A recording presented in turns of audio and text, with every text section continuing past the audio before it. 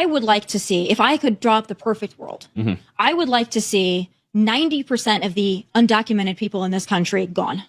I would like to see them deported. Why? Just so you know, because I don't think that they need to be here.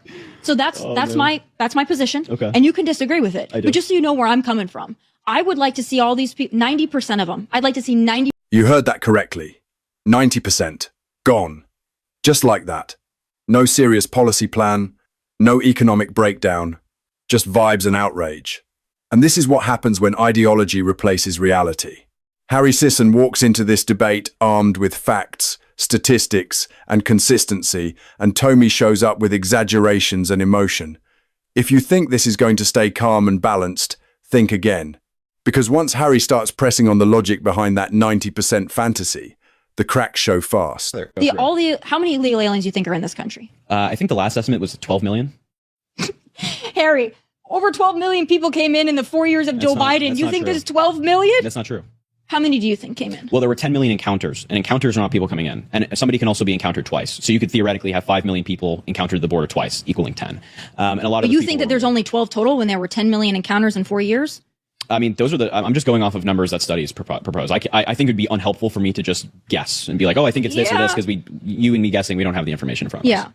So I'm going to go, we'll use your 12 million number just for shits and giggles. Do you think that those 12 million people, they all need to go through a 5-6 year court process before we can deport them? Is that what you would like to see? No, that's we were just talking about Biden's bill for asylum seekers. It would reduce the time to 6 months. I'm talking about all the illegal aliens in this country. Well, it's never going to be 6 months because even by your estimate, we've got 12 million. By your very, very conservative estimate, we have 12 million. I'm just going off the numbers that Would you like to see them all get a 5-year court case? I'm not asking for 5-year court cases. How much would you like? I mean, I would hope the process to go quickly, but first and foremost, speed is not my main concern. It's the preservation of constitutional rights. Okay, speed so wait. So speed comes before preserving rights? I'll tell you, let me tell you where I stack up here. Just to help you out. Because I don't like to play games of semantics, and that's like, you got your numbers, I got my numbers, and you got your thing. I'll just tell you exactly where I stand on this. Okay. I would like to see, if I could draw up the perfect world, I would like to see 90% of the undocumented people in this country gone. I would like to see them deported. Why? Just so you know, because I don't think that they need to be here. So that's my position. Okay. And you can disagree with it. I do. But just so you know where I'm coming from, I would like to see all these people, 90% of them. I'd like to see 90% of them out of this country as soon as possible. So, but so let me just maybe further understand what you're saying. Okay. Your main issue with them is the violation of the law. It's not impact on... No, it's impact on the school system, the healthcare system. It's impact on our infrastructure, our public safety. It's public safety. Impact on our wages. It's an impact on all of those things. All these things actually immigrants have a net benefit on. Like if you're if you're talking about infrastructure, again, they make up a large portion of the infrastructure sector in the country. If you're talking about crime, undocumented immigrants commit significantly less crime than native-born Americans. This has been proved time and time again. Again, wages, I disagree that they're depressed by undocumented immigrants being here. So why do we need them here then? Why do we need them here? Yeah. Because a steady flow of immigration into the country has proven to be beneficial. Illegal immigration? No, I would always advocate for legal. But you said that you want the illegals to stay too. Yes, again, my approach to the law is a pragmatic approach that benefits the most people and protects people. So why do you want so many illegal aliens here? That's such a crazy question. No, but I'm not trying to do a gotcha. I just really want to know because I don't want them here. Anyway, I think you don't think it's a fair question? I think anyway, it doesn't matter. It's fine. I understand what your question is. If we're talking about the undocumented immigrants we have right now, I'm not saying let's just bring in 30 million people. I'm saying if we're looking at the undocumented immigrants we have right now, they're paying their taxes, they're contributing to the economy, they're contributing to their community, they're not committing crimes. What's the net negative?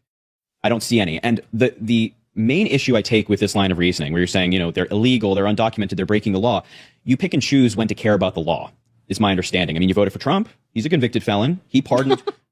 He's a convicted felon, right? This is a nice spin, but we're going to stay on immigration. Whoa, it's not a spin. It's a philosophy. You care about undocumented immigrants breaking the law, but not Donald Trump? I'm going to tell you this. I don't think that I think there's probably 50, but we'll use yours. I don't think 12 million illegal immigrants make our country better. I'll just tell you that's my perspective. But part of that reason is them breaking the law. Okay, so it's them breaking the law. It's them depressing wages. It's them stressing our schools, our infrastructure, our healthcare, and our public safety. And so number one is breaking the law, you just said. Number one, you just said breaking the law. Because they came in illegally. But you voted for a convicted felon, and that convicted felon has pardoned convicted felons, like all the January 6th insurrectionists who beat police officers. Have you spoken out about that? Do you disagree with that? Have you seen my commentary on January 6th? I have not. I'm asking you. Yeah, I've many times spoken out against January 6th. Okay, great. Have you spoken out against the pardon of all those people? So I'm not going to classify every person that was pardoned under one group. There's probably some that I agree with and probably some that I don't. Okay, what about the people that beat police officers? Oh, I don't believe in pardoning anybody who assaults a police officer. Okay, what about those convicted of seditious conspiracy? Any convicted of seditious conspiracy? I'll break it down for you real quick.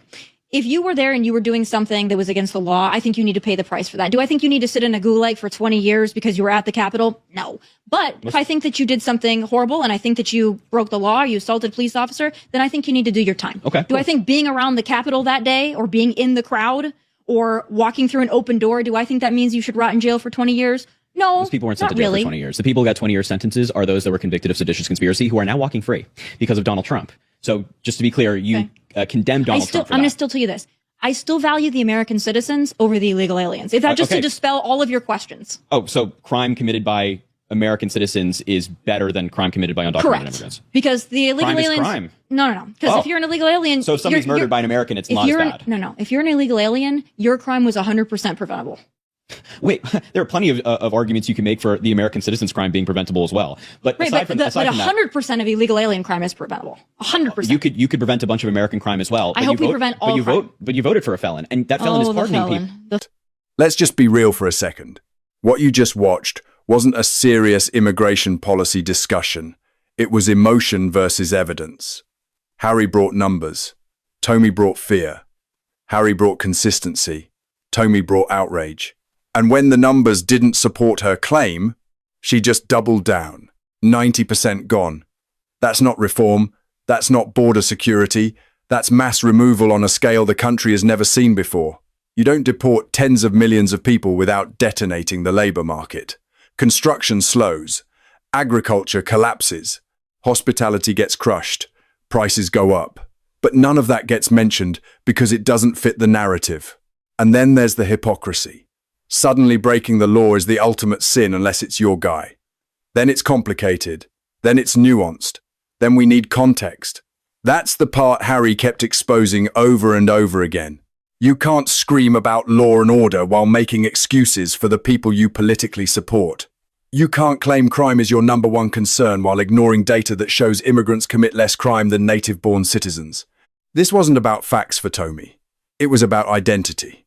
It was about drawing a line between us and them. And once you strip it down, that's what this argument always becomes. Not policy, not economics, not solutions, just resentment packaged as patriotism. And the most telling part? Harry didn't need to shout. He didn't need to insult. He just kept asking simple, logical follow-ups. Where's the evidence? What's the math? Who replaces the workers? And every time those questions came up, the answers got weaker. That's why this hit so hard. When emotion collides with receipts, receipts usually win. Now I want to know what you think. Was Tomi defending policy or defending a feeling? And did Harry expose the contradiction clearly? Drop your thoughts below. Let's talk about it.